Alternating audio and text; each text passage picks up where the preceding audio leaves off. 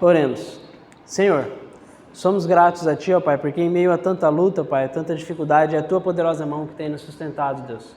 Senhor, o Senhor sabe, ó Pai, o que cada um tem passado. O Senhor sabe, Pai, como para alguns os últimos dias têm sido tão difíceis, Deus.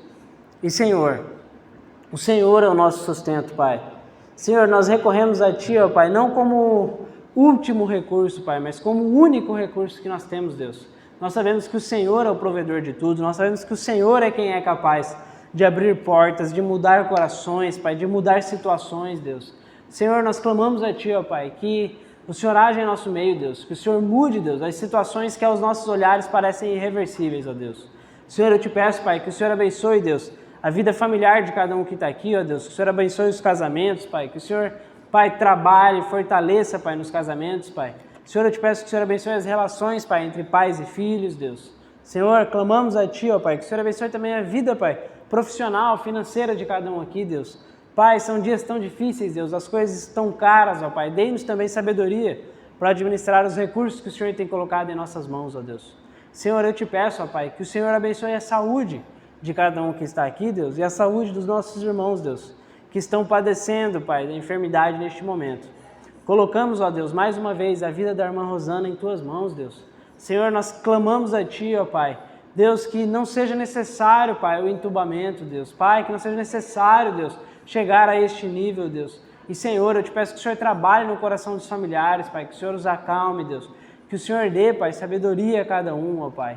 E, Senhor, te pedimos também, Pai, pela vida da irmã Aires, Pai, de Dominique, que estão lá, Pai, e que tem passado também por problemas de saúde recentes, ó Pai. Somos gratos a Ti, ó Pai, pelas melhoras na vida do Dominique, Pai, pelo fato dele estar comendo, Pai. Somos gratos a Ti, ó Deus, por cada progresso, Senhor. E clamamos, ó Pai, que cada vez venhamos a ter ainda melhores notícias, Deus, e que o Dominique seja um testemunho vivo, ó Pai, do Teu cuidado, da Tua graça. Senhor, eu te peço, Pai, que o Senhor fale conosco, Deus, nessa noite. O Senhor sabe, Pai, o que cada um de nós precisa ouvir, ó Deus. Senhor, a Tua palavra, Deus, é poderosa, Pai, como ela mesma diz, Deus, é mais cortante do que uma espada de 2 gumes, Deus. E eu te peço que o Senhor venha penetrar os nossos corações, Deus, e, Pai, que venha criar raízes, Deus, raízes profundas, ó Pai, para que a Tua palavra possa crescer ainda mais em nós. Em nome do Teu Filho amado, Jesus. Amém. Amém. Vocês podem sentar, gente. As mães que estão de olho nas crianças, tá sem cadeira aqui, né? Apesar que essa cadeira, você tem que tomar cuidado para não desconectar ali, né? Gente, nós estamos no mês das mães e nós vimos em uma sequência do Evangelho segundo o relato de Marcos, né? O segundo Evangelho da Bíblia. E nós fizemos uma pausa, em tese era para estarmos tratando agora de um episódio que gera muitas questões. O famoso caso em que Jesus falou, é mais fácil passar um camelo por uma agulha do que entrar um rico nos céus, no reino dos céus. E aí os discípulos ficaram, meu Deus do céu, como assim? Um camelo por uma agulha? E aí Jesus explica, e aí os discípulos que estavam achando que era difícil um rico entrar no reino, os discípulos falam, Senhor, é difícil para todo mundo entrar no reino. Então é uma grande questão, e era para a gente tratar disso hoje, mas a gente está fazendo uma pausa, né? Eu vou voltar nesse texto, a gente vai continuar no Evangelho de Marcos na próxima semana, e nós no mês das mães trataremos um pouquinho sobre uma mãe da Bíblia. Desde que eu estou aqui, eu estava tentando relembrar, nós já falamos das mães mais famosas da Bíblia. Geralmente, quando se fala de mães na Bíblia, quais mães que vêm na cabeça de vocês, gente? Qual mãe que vem na cabeça de vocês quando se fala em mães da Bíblia? Sara? Sara, Maria? Alguém mais? A gente já falou dessas duas, tem uma terceira. Ana, as mais populares. Sara, Maria e Ana são as mais populares que geralmente são faladas e a gente já tratou inclusive sobre essas mães, não só sobre o aspecto da maternidade. Já falamos de Maria sobre o aspecto da perseverança e uma série de coisas. De Ana, sobre oração. É impossível você fazer um estudo bíblico de oração e não passar por Ana. Porque Ana, gente, Ana é uma experiência tão incrível que Ana chega para orar e Ana está acabada. Do jeito que o texto escreve, Ana está acabada. E aí Ana chega para orar e ela não teve nenhuma resposta do Senhor, mas ela já saiu melhor do que ela entrou. E ela saiu já melhor, ela inclusive foi se alimentar, foi seguir a vida. Então a gente vê em Ana que o poder da oração não está só no resultado a longo prazo, mas que conversar com o nosso Pai já nos melhora no momento da nossa conversa. Então Ana não tem como falar de oração e não falar de Ana. Então nós já falamos de várias dessas. E eu vou falar hoje com vocês de uma mãe que não tem um nome muito conhecido. Eunice. Alguém conhece a história de Eunice? Alguém sabe mãe de quem que ela é? Alguém? Não? Vou dar uma dica. Eunice é filha de Lloyd. Ajudou? Eunice é a mãe de Timóteo. Lloyd é a avó de Timóteo. E nós vamos falar sobre... na verdade, nós não falaremos especificamente sobre elas, mas nós vamos aprender algumas coisas sobre o que elas passaram para Timóteo. E é preciso deixar bem claro que não é uma pregação para mães, mas nós vamos falar muito sobre maternidade e nós vamos ver, sem sombra de dúvidas, uma série de coisas que se aplicam aos pais e se aplicam a qualquer cristão. Então, quem não é pai nem mãe, fica tranquilo que vai ter aplicação para você também, viu?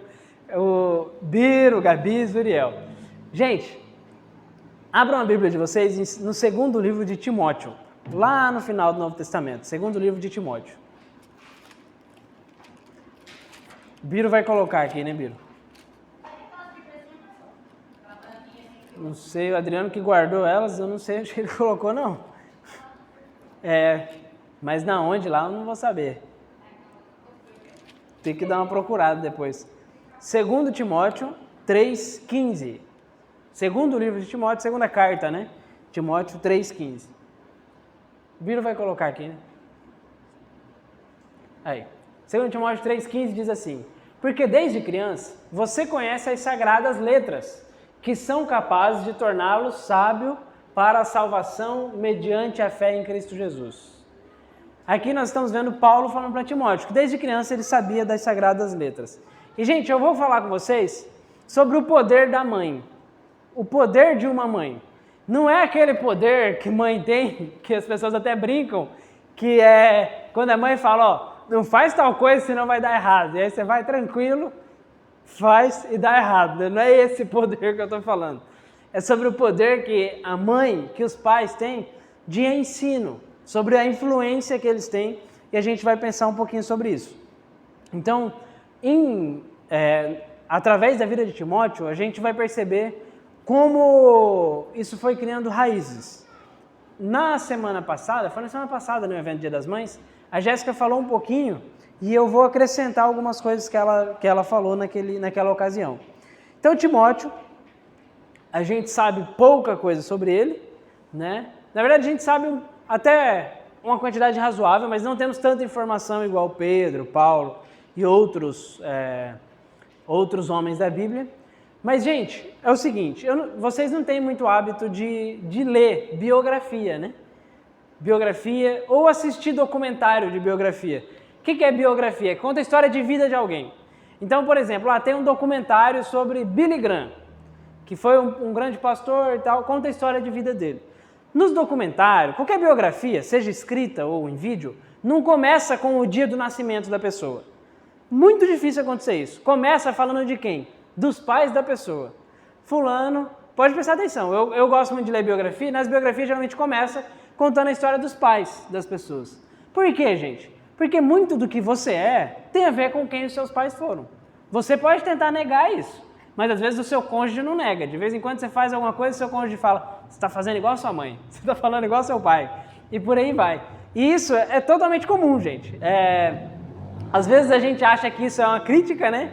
Porque às vezes a gente puxa justamente o lado que a gente menos gostaria, mas fato é que nós temos influência dos nossos pais, não dá para negar isso. E a gente vai perceber isso na vida de Timóteo. Então aqui o apóstolo Paulo fala, ó, você que conhece as Sagradas Escrituras, porque você foi ensinado, você foi ensinado nelas. Eu vou querer ler com vocês, ainda em 2 Timóteo, capítulo 1, versículo 5. 2 Timóteo 1,5 diz assim: recordo-me da sua fé não fingida, que primeiro habitou em sua avó Lloyd e em sua mãe Eunice, e estou convencido de que também habita em você. Como eu falei para vocês, Paulo falando a Timóteo. Ele falou, eu sei que a sua fé não é fingida, porque eu conheci a fé da sua avó, a fé da sua mãe, e eu sei que essa fé também habita em você. Quero ler com vocês mais um texto, e aí, porque assim, geralmente a gente lê em sequência, né? Mas a gente está lendo textos de lugares diferentes, e eu vou querer ler com vocês só mais um texto, que está lá em Atos, capítulo 16. Volta um pouco aí, Atos, capítulo 16.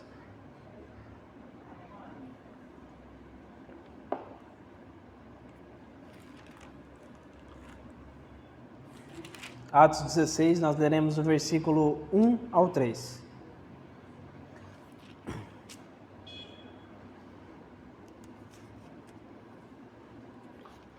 Ok. Atos 16, 1 diz assim: Chegou a Derbe e depois a Listra, onde vivia um discípulo chamado Timóteo. Sua mãe era uma judia convertida e seu pai era grego. Os irmãos de Listra e Icônio davam bom testemunho dele. Paulo, querendo levá-lo na viagem, circuncidou-o por causa dos judeus que viviam naquela região, pois todos sabiam que seu pai era grego. Gente, está falando sobre Timóteo. Fala que a mãe dele era uma judia convertida. O que é isso, gente? Os judeus acreditavam no Antigo Testamento, certo? Os judeus eram justamente os que conduziram, guardaram, conservaram o Antigo Testamento até nós. E os judeus convertidos eram os judeus que reconheceram Jesus como Messias.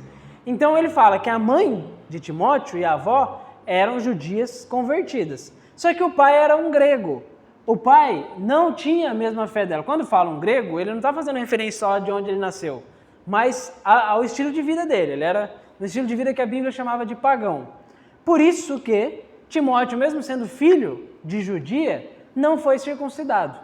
Vocês se lembram, devem se lembrar que no Antigo Testamento todo filho de judeu era circuncidado. Então, ele não foi por conta justamente do pai dele.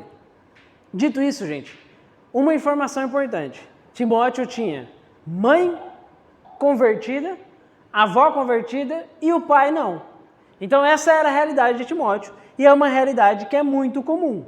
E aqui, quem que ensinou a Timóteo os ensinos que a gente vê aqui bíblico? A mãe e a avó. Na verdade, a mãe principalmente, a mãe recebeu da avó e a avó passou para ele. Nós estamos falando de uma época, 2000 anos atrás, em que a mulher não tinha lá a sua grande importância social, certo? Vocês vão saber, não precisa nem a gente ir tão longe. Vai conversar com os avós e bisavós para você ver como as mulheres eram vistas há 50, 60 anos atrás. E há 2000 anos atrás, menos ainda. Mas elas não estavam se importando o papel social que elas tinham. Elas ensinaram o filho e pronto, acabou. E isso teve um grande efeito na vida de Timóteo. A gente vai tratar ainda mais sobre isso, porque sobre até onde vai também o poder de uma mãe e de um pai nos ensinos, né? Então Timóteo é um exemplo da bênção que é ser criado por pais cristãos. Ainda que ele não teve os dois pais, ele teve a mãe e ela passou a ele o ensino. Uma vez eu vi um testemunho, gente, a Poliana tá com a vassoura e a chance dela acertar aquele carro lá é muito grande. Uma vez teve um testemunho lá em Cuiabá de um missionário que ele era... Gente, foi um dos testemunhos mais impactantes que eu já ouvi na minha vida. Ele estava sendo preparado para ser homem-bomba. Ele era muçulmano, ele não é brasileiro, eu não lembro qual país lá do Oriente Médio, e ele fazia parte do treinamento para ser um homem-bomba. Então, do preparo, né? Porque não tem treinamento, só faz uma vez, né? Mas ele fazia parte do preparo para ser um homem-bomba.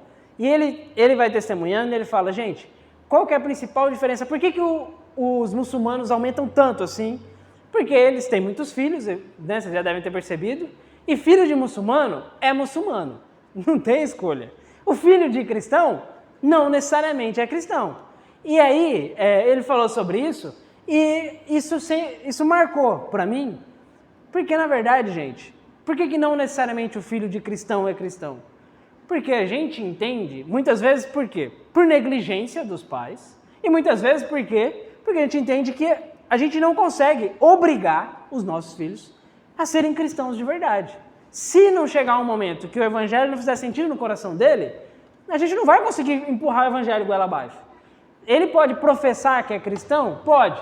Mas aí vai ser o que o apóstolo Paulo falou de Timóteo. Ele falou, eu sei que a sua fé não é fingida.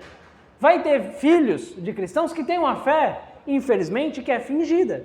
E aqui a gente percebe até onde vai também o poder de uma mãe, de um pai, o poder do nosso ensino. E aqui eu incluo, gente, o poder de um pastor, o poder de quem ensina. Chega um momento, o nosso papel é ensinar, pegar no pé. Tem hora que obriga algumas coisas, sim, tem hora que obriga, mas a conversão real, isso é uma ação de Deus no coração de cada indivíduo. Uma mãe não consegue obrigar um filho a se converter. Um pastor não consegue obrigar um membro a se converter. O pastor pode pegar no pé do membro a vida inteira, mas ele ainda assim pode não ser convertido. E a mesma coisa, infelizmente, pode acontecer no contexto familiar. Mas o que a gente aprende nessa lição é, no que depender de cada um de nós, a gente deve fazer o máximo que a gente pode para ensinar aos nossos filhos a fé que nós temos. E esse ensino passa primeiro, antes de tudo, não com as palavras de sentar diariamente e ensinar, embora isso tenha sua importância, a gente vai chegar lá. Mas antes de tudo acontece pelo nosso exemplo. Pelo nosso exemplo. Vocês querem um exemplo bíblico disso? Salomão, gente, aqui, sejamos honestos. Se uma hora você tem um sonho e Deus pergunta para você, e um sonho, Deus falando com você, e Deus fala, Rejane, Zuriel, você pode me pedir o que você quiser. Você pode me pedir o que você quiser. Me pede que eu vou te dar. Se Deus fala isso para você, você ia pedir sabedoria, gente? Sejam honestos. Quantos aqui iam pedir sabedoria? A maioria pedia uma série de outras coisas.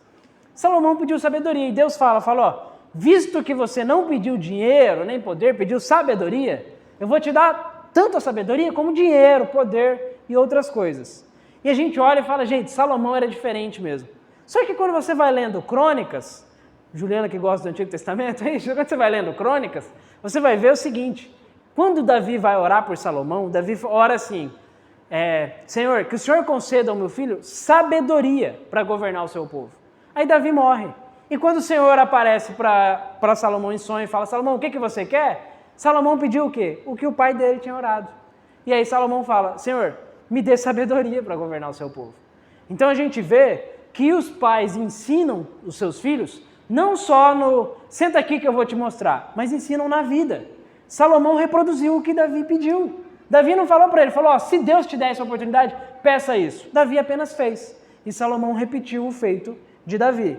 Então, gente, certamente a mãe de Timóteo não era uma mãe que só ensinava com discurso. Porque o que o texto de Atos fala? Que eles tinham uma boa fama ali. Eles eram pessoas bem respeitadas, bem recomendadas ali em Listra e Icônio. O versículo 2 fala, os irmãos de Listra e Icônio davam um bom testemunho de Timóteo e da sua família. Então, gente, a gente percebe o poder do ensino e como isso acontece, inclusive de maneira silenciosa, né? Então, uma outra coisa que a gente precisa pensar. Aqui, eu acredito que todo mundo já ouviu pelo menos uma vez na vida a frase, esse mundo está perdido, certo? Já ouviram, né? Até a Gabi, que é mais nova, concordou, Gabi? Já ouviu essa frase aí? Então, eu acredito que todo mundo já ouviu e acredito que tem gente aqui que já falou essa frase várias vezes.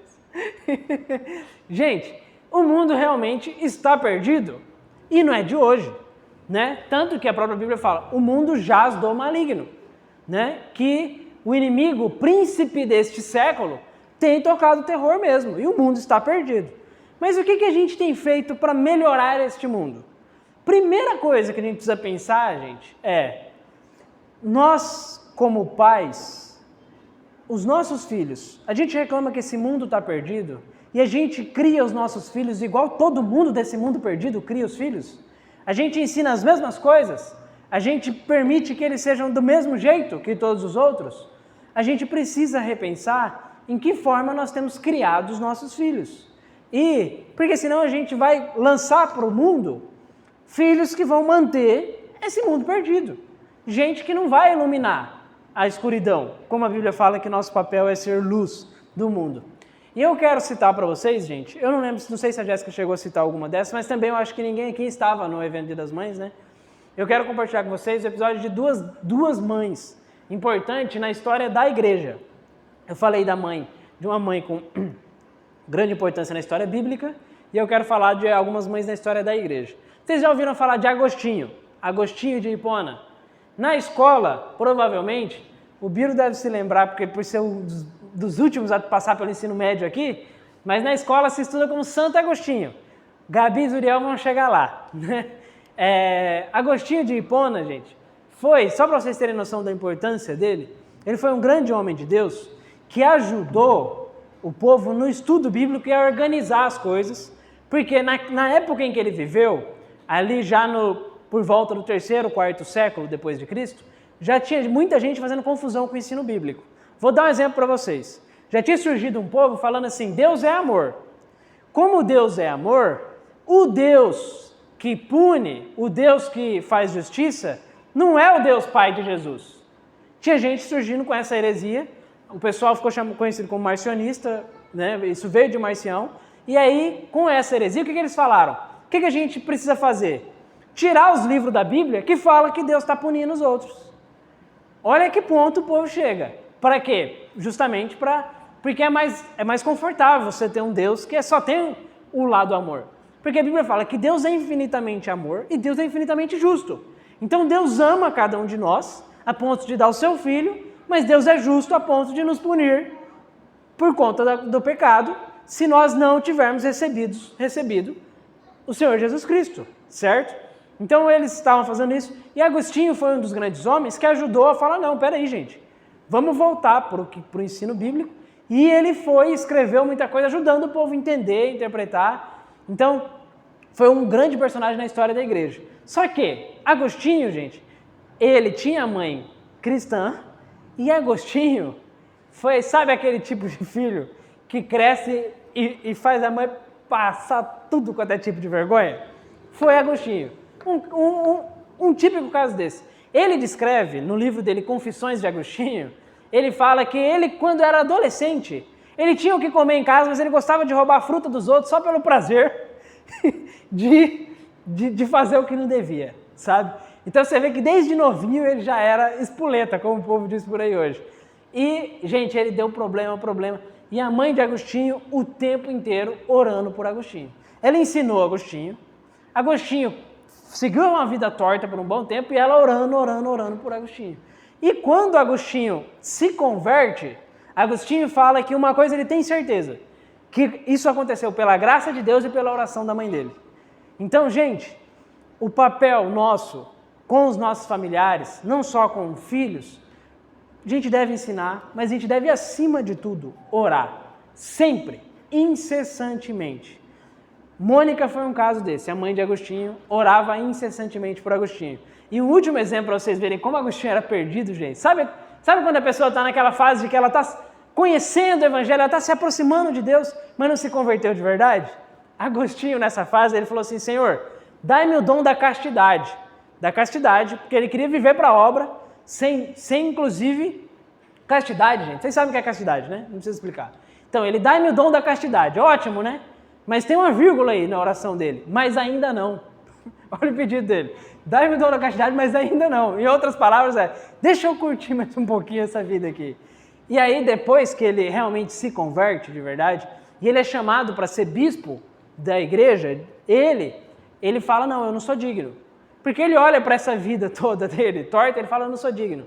E ele é confrontado pela palavra de Deus, inclusive pela igreja, e a igreja fala, não, você de fato se converteu, e você não é digno, mas o Senhor é quem nos dignifica.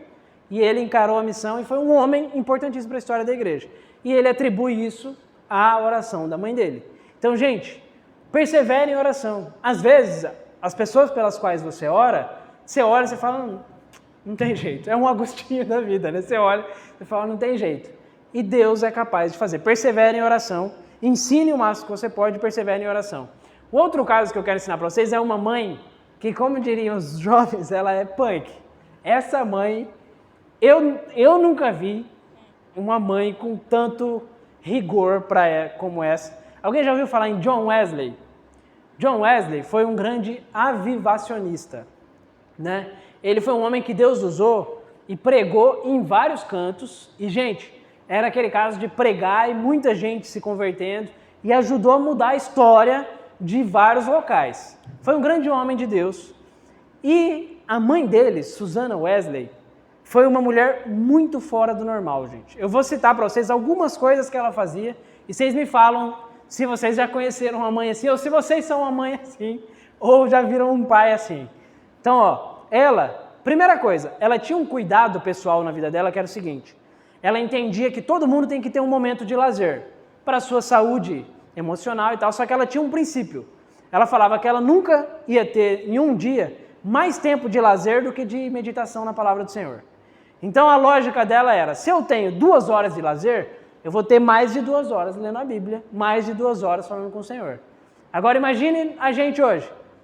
Imagina o seguinte: pega uma série do Netflix com 12 episódios, cada episódio de 45 minutos. Você assiste 5 temporadas. Agora vai equiparar isso à leitura bíblica e oração. Não dá para ter lido a Bíblia em um ano, gente? Parem para pensar. Já percebemos como ela era uma mulher muito incomum, né? Outra coisa que ela fazia culto para os filhos dela, e o marido dela pastoreava uma igreja, né? E ela fazia para os filhos dela e para os funcionários da igreja um culto. E era voltado só para isso. Mas o que aconteceu? O culto que ela dirigia era tão abençoado que outras pessoas começaram a participar. E, gente, naquela época, hoje o povo já tem preconceito com mulher pregando, imagina naquela época. E aí começa a ter uma perseguição a ela, porque estava falando: não, ela está fazendo culto aí, está lotando, está dando... Gente, falam que o culto dava centenas de pessoas. Centenas de pessoas é muita gente. E aí ela era meio que perseguida por causa disso, mas não foi algo que ela quis fazer. Era um culto que era para ser familiar e com as pessoas próximas, e foi crescendo. Outra coisa, durante 20 anos da vida dela, ela separou 6 horas por dia para ensinar os filhos. 6 horas por dia para ensinar os filhos. Gente, é uma rotina maior do que a rotina escolar, né? A rotina escolar hoje dá em torno de... Você entra que horas, Uriel, na escola? 7? Ah, não, você estuda tarde, né? É de que horas a que horas? Aí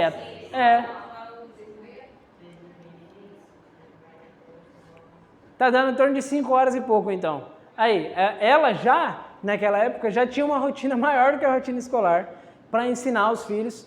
E, gente, nós estamos falando de séculos passados, onde as mulheres, várias vezes eu reforço para vocês, as mulheres não tinham muita importância social. Só tinha que fazer os deveres de casa, costurar e tal. Então, nem toda mulher era alfabetizada. Ela não só era alfabetizada, como ela falava o seguinte: as minhas filhas não vão aprender costura antes de aprender a ler. E ela ensinava a ler. Se não podia mandar, ela ensinava as filhas a lerem. Então, eu estou falando para vocês dessa rotina, e aí você vai pensar: mas talvez era fácil para ela, né? Gente, era impossível ser fácil, mas eu vou aumentar um pouquinho para vocês. Sabe quantos filhos Susanna Wesley teve? 19 filhos. Gente, é muito filho, é muita gente, é uma congregação praticamente só para ela. E por que ela fazia tudo isso? O que ela disse foi o seguinte: a prioridade da minha vida é a salvação dos meus filhos.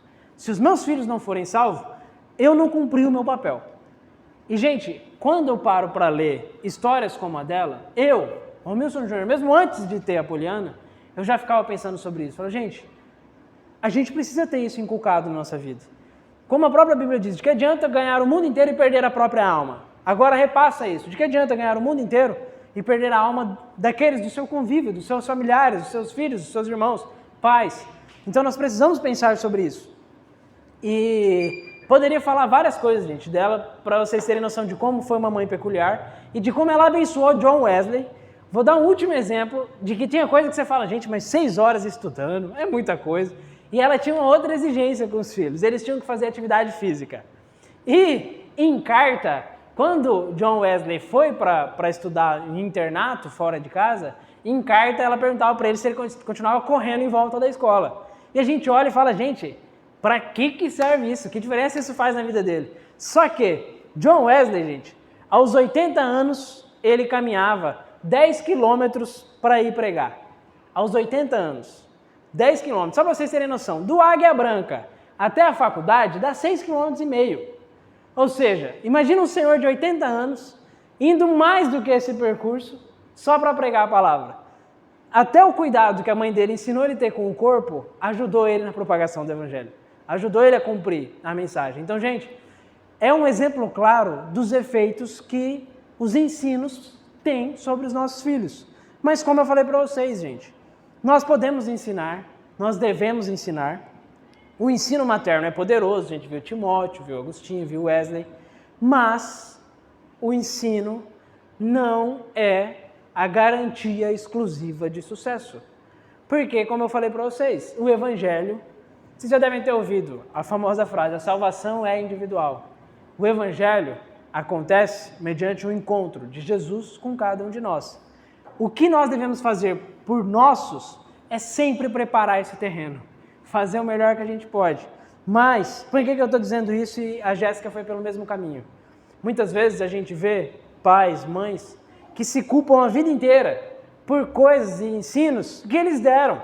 E aí fica, puxa, mas se eu ensinei, por que ele ainda assim se afastou? Por que aconteceu isso, gente? Pode acontecer como o caso de Agostinho, de em algum momento voltar, mas, gente, pode acontecer de um incrível ato de rebeldia. Pode acontecer. E a gente tem, sim, casos na Bíblia. Gente, quem que criou o profeta Samuel? Alguém se lembra? Ele foi criado no templo, exatamente, foi criado por Eli. E, gente, Eli criou Samuel, que foi um grande homem de Deus, e os filhos de Eli foram problemáticos. Aí você vai pensar, vai falar, gente, será que Eli deu a melhor educação para Samuel e negligenciou o filho? Gente, o fato é que cada cabeça é uma sentença. Nós precisamos preparar muito o terreno, fazer o máximo que a gente pode, mas ter a consciência de que nós não temos o controle sobre a vida dos outros, inclusive dos nossos filhos. Então, o poder de uma mãe, ele é grandioso, mas ele não é ilimitado. O poder ilimitado é o do Senhor Jesus, que ele fala, no texto que nós vamos ver na semana passada, que ele fala, é impossível que um camelo passe por uma agulha, né? Quando ele dá o exemplo do rico sendo salvo, mas logo em seguida ele fala, mas para Deus nada é impossível. E é isso, é para Deus que não é impossível a salvação a nenhuma pessoa, por mais difícil que seja, para Deus não é impossível. Então a gente deve ensinar, dedicar o máximo que a gente pode. Gente, cuidar, antes de tudo, da nossa caminhada com Deus. Como eu falei para vocês, Davi influenciou Salomão sem precisar dizer para Salomão, faça isso. Às vezes você deseja que sua irmã, sua mãe, seu filho ouçam mais a Deus, mas a sua vida não reflete nada de Deus. E a gente precisa tomar muito cuidado com isso. Então Davi foi totalmente influente, né, no caso de Salomão, ainda que silenciosamente. Devemos nos esforçar o máximo que a gente pode, orar incessantemente e ter consciência dos nossos limites.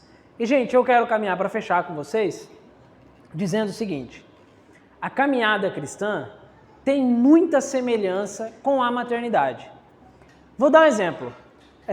Espero não estar sendo invasivo, mas as mães aqui, quando vocês engravidaram pela primeira vez, né? Na verdade, a gente tem duas que só engravidaram uma vez, né? Mas para vocês, a primeira gestação, vocês tinham a sensação de que não, chegou a hora, eu estou pronta? Alguém tinha essa sensação?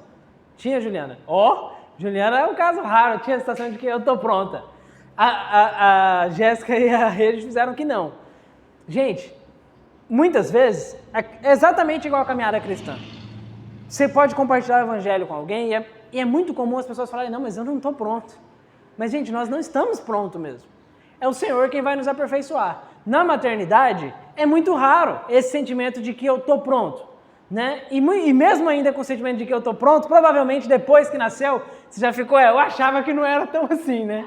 Então, mas qual que é a principal similaridade que eu quero dizer para vocês com o evangelho, gente? É que a maternidade é fácil? Não é fácil. mas dificilmente você vai encontrar uma mãe, uma boa mãe, porque a gente tem mães fora do padrão, né? Uma boa mãe que vai dizer que não valeu a pena. É difícil, mas as mães têm certeza de que valeu a pena. Custa muita coisa, mas tem a convicção de que foi uma das melhores coisas que fizeram na vida. E quem está de fora olha e fala, gente, dói, desperdiça sono, perde um monte de coisa, antecipa os cabelos brancos, igual a gente falando, uma série de coisas. E aí quem está de fora fala, gente, como que isso pode ser bom? Mas a mãe tem a convicção de que é bom. E o evangelho, muitas vezes, quem olha de fora e fala, mas gente, nossa, precisa abrir mão disso, precisa abrir mão daquilo, meu Deus, que vida terrível. Mas quem vive o evangelho integralmente, tem uma paz, um descanso que fala, gente, eu não troco isso aqui por nada. E a gente vê as similaridades. E a última similaridade, a maior de todas, é que essa relação de mãe e filho, o próprio Deus usa como experiência, quando ele fala, ainda que uma mãe se esqueça do seu filho, eu jamais esquecerei. Então o próprio Deus usa como é raro que uma mãe se esqueça do seu filho. Acontece, mas ainda que se isso aconteça, Deus não esquece. Então todas as vezes que a gente vê maternidade na Bíblia, a gente deve lembrar da paternidade de Deus. Que ele fala, ainda que a mãe, que é capaz de suportar uma série de coisas, gente, quando você vê, você pode ver o maior delinquente que seja, uma pessoa que toda a sociedade condena, quem que vai visitar ele no presídio? A mãe. Quem que não abandona incondicionalmente? A mãe, geralmente. E aí o que Deus está falando tá vendo? Esse modelo de amor de mãe sacrificial, que não se preocupa com a própria honra, que não se preocupa, que coloca o filho como um dos alvos principais, o amor de Deus é maior do que esse. Então, gente, se a mãe perdoa o filho a ponto de visitá-lo em qualquer outro lugar, mas chegando ao ponto de visitá-lo numa cadeia, Deus, como nosso Pai, faz a mesma coisa conosco. O nosso Pai nos perdoa, o nosso Pai nos dá a chance de recomeçar, o nosso Pai nos ensina. Gente, Deus o tempo todo nos ensina, Deus o tempo todo nos corrige, Deus, volta e meia, nos disciplina. Tem hora que a gente sente e fala, Senhor, não precisava ser assim, né? O Senhor nos disciplina, o Senhor faz todos esses passos de uma mãe. E, gente, tudo isso como um gesto de um amor salvador. Assim como a mãe verdadeira deseja que o seu filho esteja na eternidade, o pai tem um objetivo para cada um de nós. Gente, eu preciso ser bem honesto e bem objetivo. Deus não tem para cada um de vocês um objetivo de uma vida próspera. Deus não sonha para você, Birá, que você seja rico. Isso pode acontecer e ser um bônus na sua vida. O que Deus sonha para você é que você passe a eternidade com Ele. Esse é o sonho de Deus, é que você esteja com Ele eternamente. E é isso que nós precisamos nos voltar. A diferença, eu falei das similaridades e eu encerro falando qual que é a diferença da maternidade para a diferença da relação nossa com Deus. É que a maternidade, ela acontece, né? Ela acontece, é gerado o filho e uma série de coisas.